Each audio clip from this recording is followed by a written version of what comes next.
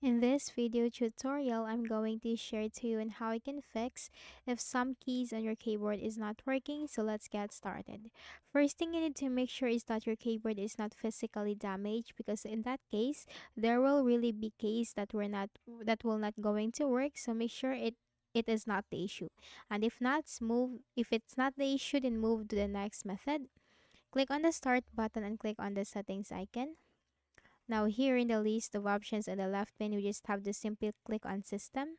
Scroll down and you have to look for Troubleshoot. Click on Other Troubleshooters.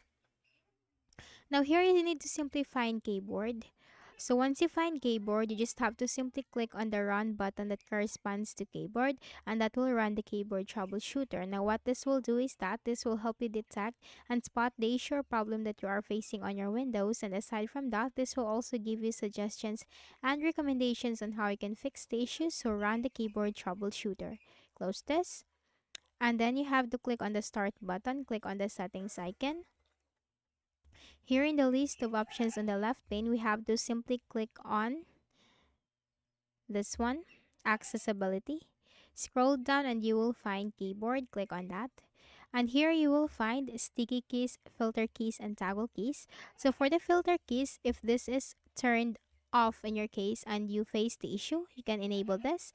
But if this is turned on and you face the issue, then you have to turn this off, okay? And then close this and see if that helped you fix the issue.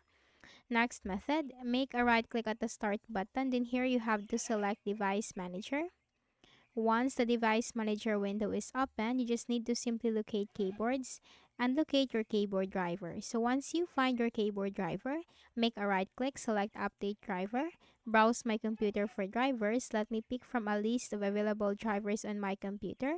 And here, if you have more than one available driver, simply choose the latest one or the one that will work for you. You can also try on the available drivers one by one and see as to what will work for you. Click on next. And now Windows will successfully update your drivers. Close this. And then you have to click on yes, and that will restart your Windows.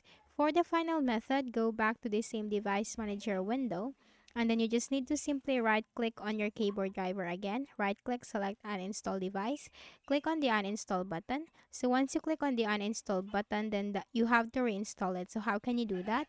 You just need to make a right click at the start button, shut down or sign out, and restart your Windows. After you have restarted your Windows, that will automatically reinstall the driver, and that will fix the issue for you. Okay, so that's it.